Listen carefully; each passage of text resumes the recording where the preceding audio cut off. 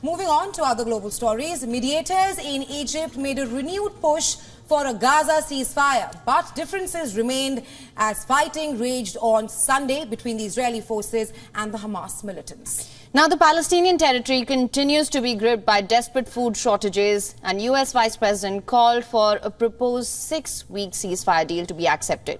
Kamala Harris also criticized Israel over insufficient aid deliveries to Gaza. Listen to this.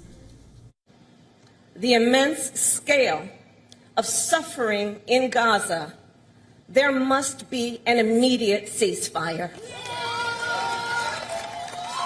For at least the next 6 weeks, which is what is currently on the table.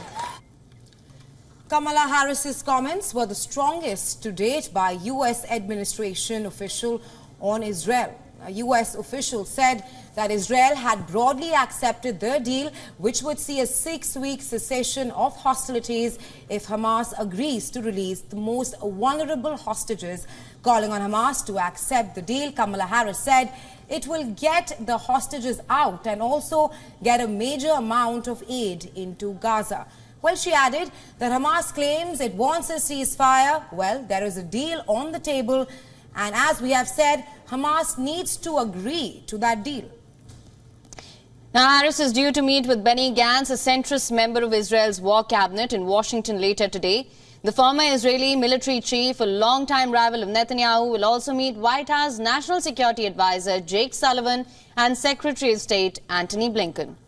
An official from Netanyahu's far-right Likud party said that Gantz's trip was planned without any kind of authorization from the Israeli leader. Speaking to the Associated Press, the official said that Netanyahu had a tough talk with Gantz and told him that the country has just one prime minister.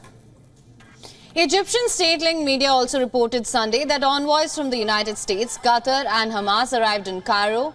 It marked the latest effort towards a 6-week truce, stepped up aid deliveries and the exchange of hostages for Palestinian prisoners.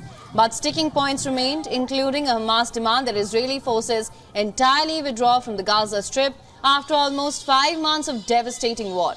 And Israel, which has so far announced no plans to join the Egypt talks, has demanded Hamas provide it with a list of 130 remaining captives, including over 30 feared dead. Despite the latest push to halt the fighting sparked by Hamas's October 7th attack on Israel, there was, however, no let-up in Israeli bombing and urban combat in Gaza. Several airstrikes were reported in southern Gaza's Rafah and Khan Yunis.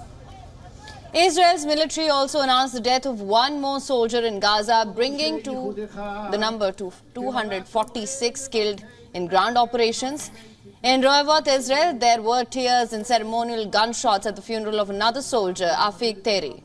The Hamas media office reported intense tank shelling in northern Gaza, and the Israeli military said that it hit about 50 targets, including underground terrorist infrastructure.